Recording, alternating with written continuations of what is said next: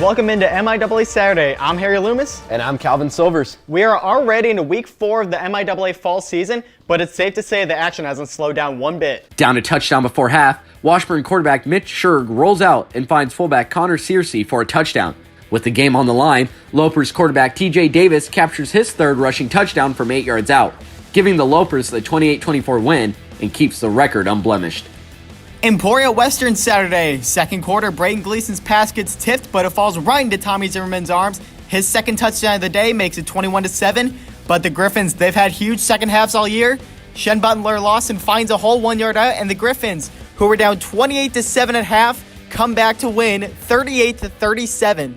Moving on to Northwest and Central Missouri, backup quarterback Mike Hohensee captures his third touchdown of the first quarter, as running back Al McKellar outruns his defender, showing he has hands as well, pushing the lead 21-0. The Mules kept fighting, down 47-0. Kobe Wilkerson takes a pitch to the left, tiptoes down the sideline, and dives into the end zone. That would be the Mules' only score of the game, however, and Northwest wins 47-7. Pitt State now Northeastern State. Riverhawks Trey Curran gets the pass and trots in from a yard out to make it 13-6. Pitt State, however, just too much firepower. Elijah Harris makes this catch, breaks a tackle, and is off to the races. 42 yards out, and a big second half from Pitt State leads to a 48-13 win.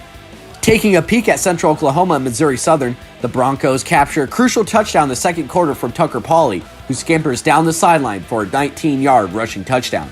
But the biggest play of the night happened with 48 seconds left. Lions quarterback Dawson Hurl finds an open Brian Boyd down the sideline, who takes it 54 yards to the house, does a little dance, and secures a 14-10 victory. Fort Hays looked to come out on fire against Lincoln, but first quarter, Chance Fuller gets picked off by Elliot Albert, but not to be fazed. End of the half, Fuller with the shot to Alex Schremer from 29 yards out for the score. No stopping Hays in this one as they win 72-0. Now we'll look at the standings through week 3. Nebraska Kearney and Northwest Missouri remain undefeated.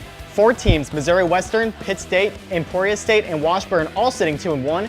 Fort Hays, Missouri Southern, Northeastern, and Central Oklahoma are 1-2, and Central Missouri and Lincoln round out the standings. There were some great performances all around the MIAA this week, but we've cut it down to 4 players who stood out. For the second consecutive week, the Mammoth Turf MIAA Offensive Player of the Week honors went to Nebraska Kearney sophomore quarterback TJ Davis. Davis set career highs in carries with 30, rushing yards with 258, pass completions with 16, while scoring 3 rushing touchdowns and completing passes to 9 different teammates. The Mammoth Turf Special Teams Athlete of the Week went to Emporia State freshman Billy Ross. Ross returned a 52-yard punt, the first punt return for the Hornets since 2016. Ross finished with 170 all-purpose yards, including a receiving touchdown. We had 2 Mammoth Turf co-defensive players of the week. First is Dylan Bolden of Missouri Southern. The sophomore's big day started with a pick 6 for the first score of the game, and he came up big at the end, picking off a second pass to seal a win for the Lions. The second is Jackson Barnes of Northwest Missouri. The senior linebacker recorded 10 tackles, broke up 4 passes, had 2 tackles for a loss, and had an interception in the Bearcats' win over Central Missouri. And I had the chance to sit down with Barnes this week. So we're here with MIAA Co-Defensive Player of the Week, Jackson Barnes from Northwest Missouri. Jackson, thank you so much for joining us today. Thank you. Thank you for the opportunity. So just from a personal standpoint, getting named in honor like Co-Defensive Player of the Year, just how special is that for you? It was pretty special. That was actually the first time I've been named to that award, so it was just cool to get the recognition and cool for my family as well. Right, that's got to be a special feeling. Get to share that everywhere. Yep. I imagine. Oh yeah. So defensively, just as a whole for Northwest Missouri, you guys have played 2 games all year, but you've only allowed 14 points. Really impressive. Just what's it been that's made your unit so dominant so far? I think the big thing is we've been getting off the field on third downs. Our offense has been driving the ball, and that's been helping us out a lot. And we've just been flying around and doing our jobs and doing our 111th. There you go. Easy enough. Mm-hmm. So you're finally back in Maryville this Saturday, home opener for Northwest, taking on, I think, Central Oklahoma. Yep. How excited is it going to be it's you guys to get back on campus? It's very exciting. I mean, this is our first home game as well. We haven't had a home game yet, and that's our family day. I'm sure a lot of people hear about Northwest being a family, and so we're celebrating family this game. So it's going to be a lot. There's going to be a lot of people there. It's going to be a lot of fun. Yeah, I can't imagine you guys need much of a pregame pep talk there to get going. Yeah, no. Be ready to go. So I want to ask you guys, we always try to find some fun questions for the players. It's your first home game of the year. Do you have any specific pregame routine, and does it change for a big game like this? No, I usually do the same routine. I mean, I usually just do the same stretches and warm up the same. That's usually my routine. Nothing crazy. Just usually walk around the field. Just there's no crazy routine that I do. You don't do any big Ray Lewis pregame dance or anything? like that? No. Maybe I should start though. No, nothing like that. No, I think of that like letting your game do the talking. So I always like those kinds of players. Well, Jackson, we really appreciate you taking the time. Best of luck this Saturday. All right, thank you. All right, thank you. Here's a quick look at today's matchup. Nebraska Kearney looks to stay undefeated against Central Missouri. Missouri Western looks to grab their third win in a row, but have to overcome a tough Washburn team. Central Oklahoma travels to Maryville to square up against the Bearcats. Northeastern State matches up with Lincoln and Joplin. Fort Hays State and Missouri Southern both look to capture their second win of the season, and Emporia State goes to the Jungle to face the Gorillas of Pittsburgh State. Wow, lots of good matchups this week. Calvin, which one sticks out to you? The one that sticks out to me the most is Fort Hays versus Missouri Southern. The key for Missouri Southern will be their defense. The defense is coming off a 3 takeaway performance, which included 2 interceptions from Dylan Bolden and a fumble recovery. For the Tigers, the key is to keep your offensive weapons confident. The offense is coming off a 72-point game, where Chance Fuller had 2 touchdowns and 210 passing yards, and Adrian Soto had 3 rushing touchdowns for 100 yards. My eyes are on Emporia State versus Pitt State. These are 2 high-octane offenses that have no issue scoring points in bunches. For Pitt State, it's all about defense. We know how good Max Sexton has been so far, but Emporia's Braden Gleason has arguably been the best quarterback in the conference. And for the Hornets, it's all about snatching momentum back. They had a tough loss last week to Missouri Western, and it's imperative that they not let it snowball. I expect them to come out firing, try to get an early lead, and keep the foot on the gas for a full 60 minutes. All signs point to a thriller in the Jungle. Speaking of today's matchups, I sat down with head coach of Missouri Southern, Atiba Bradley, as we discussed last week's win over Central Oklahoma and the matchup today against Fort Hays State. All right, so I'm here with the Missouri Southern head coach, Coach Bradley. Coach Bradley, how you doing? I'm doing great. Just ready for another exciting weekend. And it's going to be an exciting weekend, but before we talk about what's coming up, I kind of want to talk the past a little bit. Your team picked up its first win last Saturday against Central Oklahoma. Talk about what that win does for your team morale and what it does for the remainder of the season. Well, I just think it gives us a little bit of glimmer of light. It's you work extremely hard and you practice and you lift and summer and all these things that you do just to have a chance, just to have an opportunity to be in a game. And so to finally win one really just gives you that added boosted incentive. It's kind of like, okay, all this hard work is finally paying off. You're right. It's paying off. It's good to get that win under your belt. And your defense, especially Dylan Bolden, they really stood their ground when it mattered most. It came up with the big plays when it mattered most. Talk about what you saw from your defense against the Broncos. Yeah, our guys play hard. I think defensively, one of the big components of being good is just running to the football and effort. You can cover up a lot of mistakes just by flying around and just getting places with bad intentions. Whereas I think on offense, there's a little more rhythm to it. There's a little more synchronized swimming, if you will, where all the parts have to be in sync for you to be able to have success. And so right now our defense is just playing at an incredible high level of effort, which is great to see. Yeah, that is great to see from a team, especially your team. And the last 2 battles that you guys have had against Northeastern State and Central Oklahoma, those were decided by 8 points combined 8 points.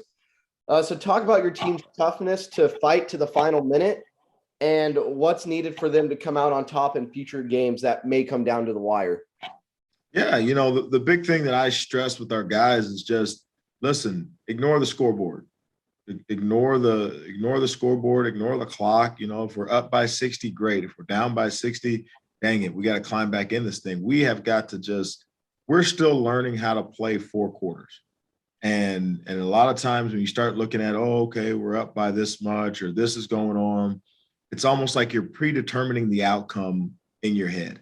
And you can't do it, and like I said, I think I think when you're up, I mean, I was watching Fort Hays and Mo West. I mean, Fort Hays was up 2 scores in the second half, and they ended up losing that game. So you have to continue to play until you hear the horn. I mean, it's just you got to play 60 minutes of football in this league. The opponents are too good for you to do anything otherwise.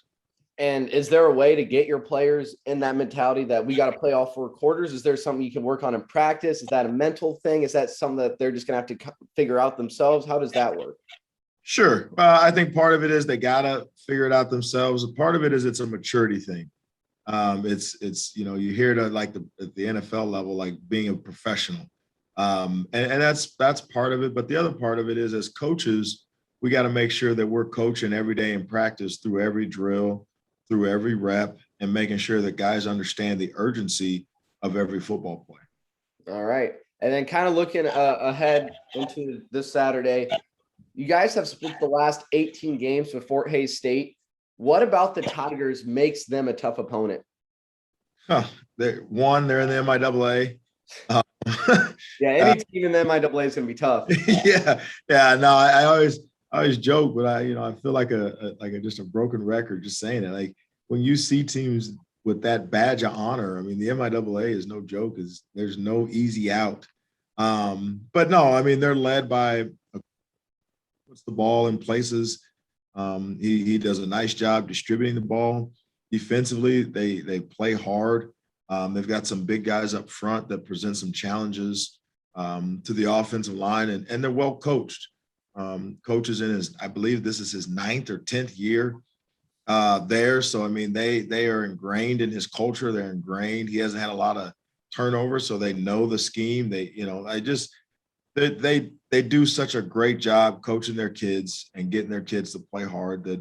That's what makes them tough, and that's what makes them a member of the elite club in the MIAA. It is a very elite club, a lot of great teams, as you mentioned. And you said that they're just great basically on all facets of the football field, especially the offense. They're averaging 36.7 points per game, and they just got a lot of athletes on that side of the ball. So what is the plan defensively? I know you can't probably go into too much detail, but what's the plan defensively to keep Fort Hays at bay?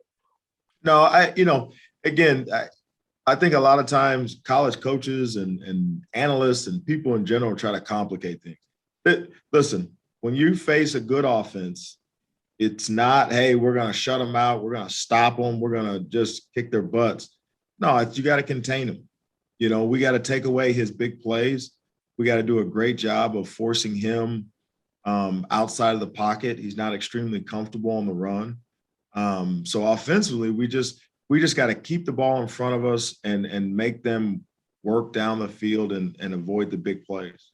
Hey, you simplified it very well. I appreciate it. Like you said, they try to make it too complicated here and there. Yeah, no, listen. Hey, at the end of the day, the team that blocks the best, the team that tackles the best will be the one that wins. A lot of X's and O's, and a lot of guys get paid a lot of money to act like experts on it, but it's real simple. It's tackle the guy with the ball and put the ball in the end zone, right? There it is. There you go. And last question for you before I let you go today. Homecoming weekend for the Lions. What kind of atmosphere does homecoming weekend bring to the game, and how do you keep your players focused? Because I know it can get distracting easily. How do you keep your players focused, and what kind of atmosphere does homecoming weekend bring for you guys? Yeah, the thing that we always talk about, the book of cliches is to feed your focus, starve your distractions. And so, homecoming, pink games, first game, Hall of Fame, all those games are for the fans. Yep. Those are for the fans, and those are for everyone that is not playing on the field. For me, for our players, yeah, it feels good to play in front of our home crowd, and they're going to be fired up, and there'll be tons of energy. But for us, it's another football game. It's another opportunity to display what we've been doing for the last 6 months since I arrived here. It's another opportunity to go out and play the game we love. It's for us, especially as players, and if we learned anything from COVID, no games are guaranteed. And so you have a lot of guys that, a year ago, they lost their season. So I think our guys are just extremely fired up. They're very fortunate and blessed just to have the opportunity to go out and play football, regardless of what the theme is for the week. Awesome. Well, I'm glad that everyone's excited. I'm glad you're excited, and good luck. Yeah, I appreciate it, man. Thank you. That was Coach Bradley. Thank you. Thanks, Calvin and Coach Bradley, for joining us this week. It's time for the MIAA Sponsor Spotlight. So we are pleased to welcome this week's sponsor spotlight, Hometown Ticketing, the official ticketing partner of the MIAA. And I'm lucky enough to be joined by Director of Business Development, Danielle Clay. So Danielle, thank you so much for joining us. Yes, thank you so much for having us here today. So first question, just what is Hometown Ticketing and what exactly does it do? Yes, so Hometown Ticketing is an online ticketing company. We serve schools, colleges, universities, conferences, associations, even organizations all across the country. So really, we help our clients seamlessly implement professional level digital ticketing for their fans and their communities. All right, great. So can you share more about your partnership with the MIAA conference? Yeah, absolutely. So we love being partnered with the MIAA. It's definitely one of our, strong partnerships. We are partnered with 35 college conferences across the country. So it's really exciting. We get to partner with conferences, and some of the benefits through this partnership is we will be the ticketing provider for any of their tournament events or postseason events or just any special events that the conference may want to do.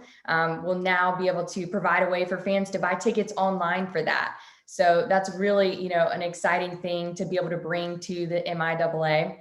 And then through the partnership, we've also had the opportunity to work with a lot of the members in the conference. So we're now working with 6 members in the conference: UNK, Missouri Western, Central Oklahoma, Rogers State, Newman, and Lincoln University. So I know one of those is your school.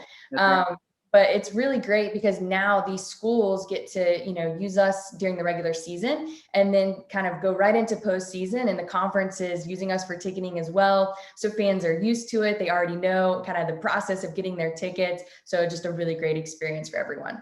That's great. I know as a fan, the easier the ticket process is, the happier we are. So it's great to have that process getting going and going forward. So great. I love it. Yeah, I love it. Great stuff. So what are some of the biggest impacts that your platform has had on colleges and conferences? Yes. So it's, really amazing to see what bringing online ticketing to a campus or to a conference can do, for that community. And, think about today, right?